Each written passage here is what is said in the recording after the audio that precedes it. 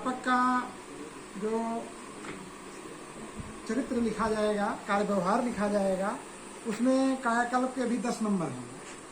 तो इस पर थोड़ा सा आप लोग विशेष ध्यान दीजिए ताकि आपको 10 नंबर पूरा मिल जाए। तो उसमें आपको करना क्या है कि आपको ग्राम प्रधान से संपर्क करना है। और अब जैसे पहले होता था कि हम लोग महीने में 2 महीने में एक बार संपर्क करते थे, लेकिन अब ये हमको इसको हफ्ते के रूप में ले आना है कि हर हफ्ते में हम संपर्क करेंगे और ये काम हमको करवा ही लेना है उनसे। हालांकि अब सीडीओ साहब बड़ी मेहनत से जुटे हुए हैं। हम आप लोगों ने भी एक गूगल फॉर्म भी भर के दिया है, वो सारी चीज़ें सीडीओ साहब मांग रहे हैं, डीएम साहब मांग रहे हैं। सीडीओ साहब बहुत एक्टिव हैं, काम होगा आपका। आप लोग थोड़ा सा अपने स्तर से जो काम करना है, प्रधान व सचिव को सप्ताह में एक बार जरूर संपर्क करें। विद्यालय विकास योजना 18 बिंदुओं से संबंधित जो कायाकल्प की योजना है उसको ग्राम की जो विकास योजना है उसमें शामिल करवाएं। शौचालय, हैंड वाश, टाइलीकरण, जलापूर्ति, प्रांगण में मिट्टी पटाई, ये सब काम आप जरूर करें।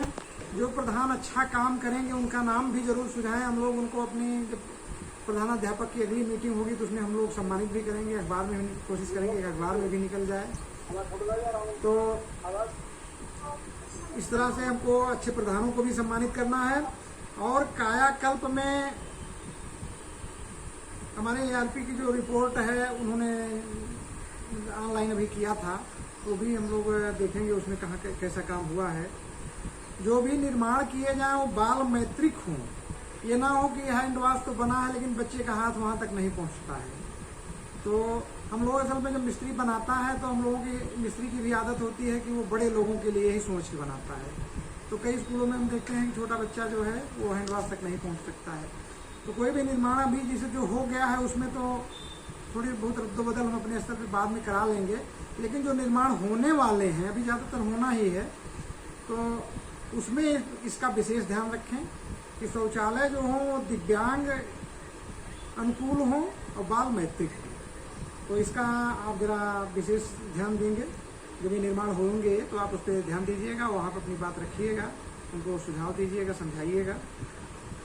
कायाकल्प में सीतापुर जो है जितने जिले हैं सबसे लास्ट में है, सबसे नीचे 75वें नंबर पे।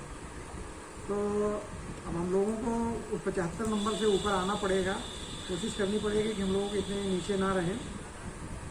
और हमारे ज्ञानेंद्र भैया भी जो है वीडियो को हर हफ्ते लगभग पत्र देते रहे, उनसे बात भी करते हैं। हालांकि लोग खुद एक्टिव हैं, सीडीओ साहब ने किया है तो उन्होंने हमसे सूचना मांगी है, हमने भेज भी दी है उनको।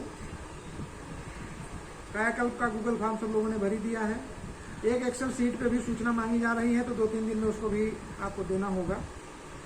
आउट ऑफ स्कूल में एक टीचर को आपको नोडल बनाना है अपने स्कूल में। सब लोग बातों को नोट कर लेंगे और उसको करेंगे भी, और इसका हम एक कार्यवृत्त भी बनाएंगे, बाद में इसको जारी करेंगे कि आपने उसमें काम किया कि नहीं किया है। हम बाद में फील्ड में आएंगे तो देखेंगे भी कि आपने उसको कितना अप्लाई किया है अपने यहाँ। तो नोडल टीचर आप आउट ऑफ स्कूल में ज़रूर बना लें। और वही नोडल टीचर जो है दिव्यांग बच्चों को और आउट ऑफ स्कूल बच्चों के बारे में जानकारी पूरी रखेंगे, उसमें पूरी जो भी निर्देश ऊपर से प्राप्त होंगे उनको क्रियान्वयन करेंगे। आधार विहीन छात्रों की सूचना बीआरसी पे दे दें आप, और ताकि उनके आधार के अब यहाँ बीआरसी पे बनने शुरू हो जाएंगे। आप लोग जहाँ ज़्यादा संख्या होगी उनको पहले लगाया जाएगा, तो आप लोग सूचनाएं दे दें। और हम समझते हैं कि बीआरसी पे पंकज इसको शुरू कर दिया जाए कल से। अब खुल गए कल से, अब बच्चे भी आएंगे, संपर्क में भी हमारे गुरुजनों के रहेंगे। एमडीएम में 76 दिन 49 दिन की सूचना जो है गूगल फॉर्म वगैरह भरना था, आप लोगों ने अभी खाली 36 लोगों ने परसेंटेज में भरा था। तो आप लोग कृपया गूगल फॉर्म को जो है उसको भर दें। उसमें जो समस्याएं हैं वो कंप्यूटर ऑपरेटर श्री पंकज पुरंदर जी से आप जरूर संपर्क करें। जो भी समस्याएं हैं जिले से मिलकर हम लोग सॉल्व कराने की कोशिश करेंगे। प्राधिकार पत्र प्रिंट हो रहे हैं, जल्दी ही मिल जाएंगे हम लोगों को, तो हम लोग आप तक पहुंचाएंगे। बैंक से संपर्क करके आपने जो बच्चों का दिया है, कहीं खाते इनएक्टिव हैं, कहीं बैंक वाले थोड़ा सा लापरवाही किए हैं, तो बैंक को एक पत्र डीएम साहब की तरफ से भेजा गया है। आप लोगों के संज्ञान में भी ग्रुप में आप लोगों ने डाला, उसको शेयर भी किया था। उस पत्र को लेके जाइए और अपनी एप्लीकेशन दीजिए वहाँ पे कि देखिए भैया ये नहीं करेंगे तो हम अपना खाता दूसरी जगह ले जा रहे हैं। डीएम साहब ने आदेश भी दिया है कि अगर आपने उन्होंने काम ठीक नहीं किया तो हम खाता दूसरी जगह कर देंगे। खाते के लिए बीएसए साहब को हम लोगों को बैंक वाले संपर्क करते हैं कि साहब हमको खाता दीजिए, खाता दीजिए। नए टीचर जो आए हैं इनका खाता हमारे यहाँ खुलवा दीजिए, और काम करने के लिए नहीं करेंगे। इलाहाबाद बैंक वाले भी इस हिसाब से मिलते हैं, हम लोगों से बात करते हैं और काम नहीं करेंगे। तो आप लोग संपर्क करिए, जो पेंडिंग पुराना पैसा है उसको बैंक में एक दिन जाके अपना पता कर लीजिए कि किसका गया किसका नहीं गया। प्रेरणा साथी के चयन की सूचना जो है ARP लोगों को आप लोग दे दीजिए। ज़्यादातर जगहों पे बहुत अच्छा काम हो रहा है, बड़ा अच्छा लगता है जब आप लोग फ़ोटो शेयर करते हैं। अब चूँकि आप लोग काफ़ी दूर थे, लोगों के संपर्क में नहीं थे, तो आपने हो सकता है थोड़ा उतने अच्छे लोगों से संपर्क उतना नहीं हो पाया हो आपका, लेकिन अब आप पहुंच चुके हैं, आप अपने स्कूल में अब कल से आप पहुंच जाएंगे, तो आप गांव में थोड़ा जो अच्छे लोग हैं, जो सकारात्मक सोच रखते हैं बच्चों के प्रति, हमारे गांव के बच्चे आगे जाएं, पढ़ें लिखें, तो ऐसे लोगों से संपर्क करके हर स्कूल में 10-10 प्रेरणा साथी बनाना है।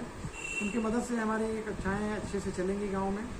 हम लोग भी अपने स्तर पर जब आप लोग स्कूल पहुँच जाएंगे तो अपना जो भी योजनाएं हैं उस हिसाब से काम करेंगे। यूडाइस फीडिंग में अभी कुछ लोग जो है, एक लोग ऐसे हैं जो स्टार्ट नहीं किए हैं, और बाकी सब मान्यता वाले स्कूल हैं जो नॉन स्टार्टेड में हैं, और बाकी लोग लगभग 50 लोग हैं जो अभी काम पूरा नहीं हो पाया है। तो इस बार हमको लगता है बहुत ज़्यादा इंक्रीज नहीं करनी थी आप लोगों को, तो कृपया जल्दी इसको पूरा कर लीजिए, ज़्यादा समय ना लगाइए। वो ज़्यादा बहुत कोई समस्या होती है तो आप BRC पे भी आके थोड़ी बहुत मदद ले सकते हैं। जो लोग, कुछ लोग ऐसे होते हैं जो टेक्निकल, जिनकी जानकारी कम है, ऐसे लोगों की थोड़ी बहुत मदद यहाँ हो जाएगी, लेकिन ज़्यादातर लोग जो है अपने से ये कर सकते हैं। हमारे ज़्यादातर गुरुजनों ने, लगभग 75% लोगों ने अपना काम पूरा कर लिया है, और 85 लोग बचे हैं, उसमें से परिषदीय वाले भी हैं और मान्यता वाले भी हैं। मान्यता वालों का चूँकि इसमें उनकी रोजी रोटी चल नहीं रही है तो सब थोड़ा उदासीन है, लेकिन हम लोगों को तो उदासीन नहीं होना चाहिए, क्योंकि सरकार हम लोगों को भाई रोजी रोटी दे रही है। हम लोग मेहनत भले कम कर रहे हैं लेकिन खाना पूरा पा रहे हैं, तो इसलिए आप लोग जो है, बहुत कम लोग बचे हैं अपने परिषदी में यूडाइस के लिए, तो काम जो भी है पूरा कर लें आप खास तौर से कल शाम तक तो ज़रूर पूरा हो जाए। क्योंकि मान लीजिए अभी कई लोगों का ऐसा भी हो सकता है कि वो गाँव में बहुत दूर हैं और वो उनका सारा मटेरियल यही स्कूल में छूट गया है, संयोग से वो नहीं ले गए घर पे, अपनी डायरी हो सकता है भूल गए, या रजिस्टर कोई बनाए वो भूल गए।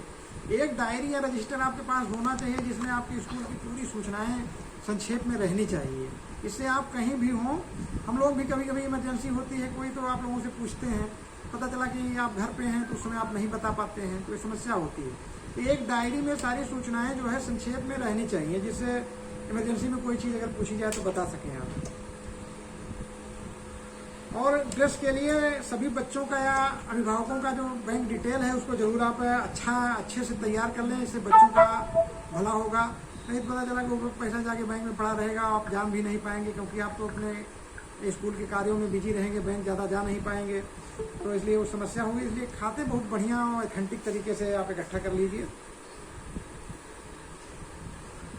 वृक्षारोपण का अभी सप्ताह शुरू होने वाला है हम लोगों का, तो सारे लोग कम से कम 30 छोटे बड़े पौधे, कुछ फूल वाले, कुछ छायादार पौधों में आप पीपल, बरगद, नीम, आम, इस तरह की चीज़ें, वो क्या कहते हैं इसको, पीपल बरगद वाली कैटेगरी की, पाकर लगाइए। पाकर का पौधा तो ऐसा होता है, हमने देखा है बरेली से आप जब हल्द्वानी की तरफ जाइए तो बरेली शहर से थोड़ा सा बाहर जैसे निकलते हैं, इतनी पाकर लगी है, हर पाकर के नीचे 2 दुकान, इतनी छायादार है कि एक बार बारिश भी हो जाए तो आदमी वहाँ बच जाता है।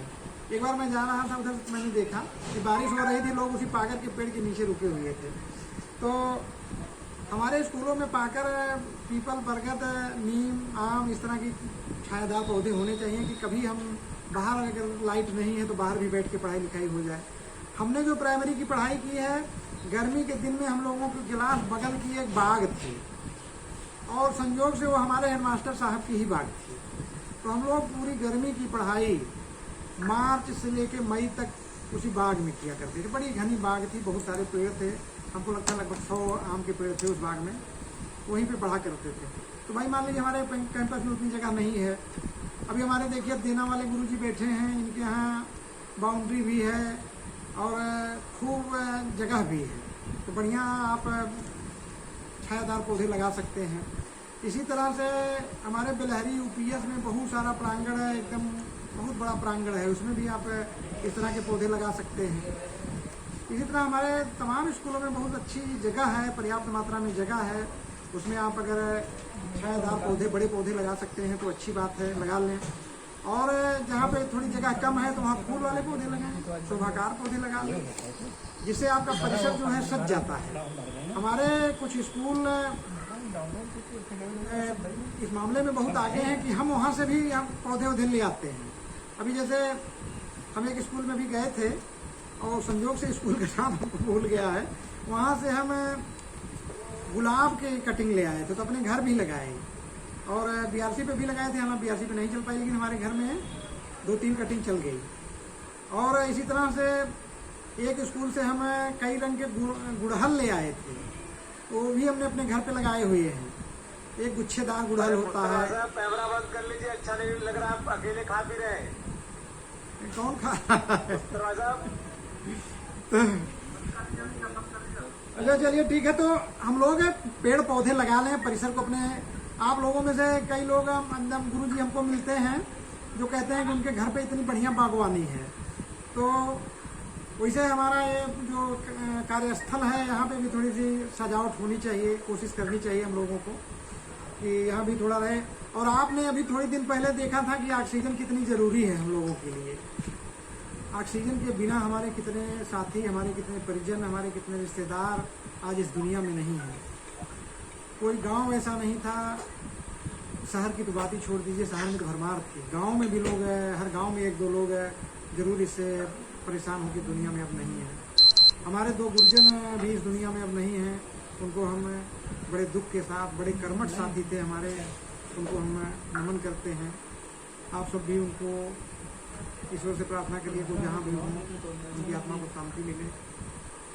तो वृक्षारोपण इसी मायने में ज़रूरी है कि धरती पे ऑक्सीजन की पर्याप्त मात्रा बनी रहे। हम अपने घरों में भी ज़रूर लगाएं इस तरह के पौधों को, गमलों में, और जो हमारे कबाड़ जैसे डिब्बे वगैरह होते हैं उन सब में उगा लें। हमको अपने घर में भी ऑक्सीजन की पर्याप्त व्यवस्था करनी है, अपने कार्यस्थल पे भी रखनी है। और इसी तरह एक बीआरसी का यूट्यूब चैनल बनाया गया है, उसको भी आप लोग सब्सक्राइब कर लें, उसको शेयर भी करें। उसमें अगर आप कोई अच्छा काम अपने स्कूल में कर रहे हैं तो उसको यहाँ भेज सकते हैं। और आशीष जी का नंबर डाल दीजिएगा भैया। आशीष जी का नंबर हम लोग अभी, एक हमारे गुरुजी हैं आशीष सिंह जी, उनका नंबर हम लोग आपके ग्रुप में डाल देंगे, उनसे आप संपर्क कर लीजिएगा। वो आपका अगर कोई अच्छा कार्यक्रम है, कोई अच्छा काम आपने किया है, उसका वीडियो बना के वो बीआरसी वाले यूट्यूब पे डाल देंगे। कुछ हम लोगों ने डाले भी हैं, आज अभी ये जो मीटिंग हो रही है इसका भी डाला जाएगा, तो थोड़ा उसका प्रचार प्रसार भी करें और उससे आप लोग एक दूसरे के अनुभवों से भी फ़ायदा उठाएं, उसके लिए ये वीडियो डाला जाना ज़रूरी है। मानव संपदा में अगर आपकी इंट्रीज जो हैं उनमें कोई समस्या है तो आप ब्रजेश जी को अवगत करा दें। और हम ब्रजेश जी भी हमारे सामने बैठे हैं, इनसे भी कहेंगे कि जो भी इंट्रीज हैं उनको आप ठीक कर लें। लोगों के जो अवकाश हैं उसका जो अकाउंट है वो भी सही कर लें, कोई इंट्रीज उसमें बाकी ना रहें। किसी का कोई समस्या हो तो उसको समाधान करना ज़रूरी है। संचारी रोग के लिए ये हमारे प्रधानाध्यापक ध्यान दें कि आप जरा कल पता कर लें कि आपके किस स्टाफ को वैक्सीनेशन हुआ है, किसको नहीं हुआ है। इसकी सूचना आप बीआरसी पे दे दें, तो बीआरसी में भी एक कैंप लगवा दिया जाएगा जिसमें आप लोग अपना वैक्सीनेशन करवा सकते हैं। आपके स्कूलों में भी वैक्सीनेशन के लिए टीमें जा रही हैं, उनका शेड्यूल आपको बताया जाता है, तो आप वहाँ भी अपना वैक्सीनेशन रजिस्ट्रेशन वगैरह करवा के पहले से करवाए रहेंगे तो वहाँ हो जाएगा आपका।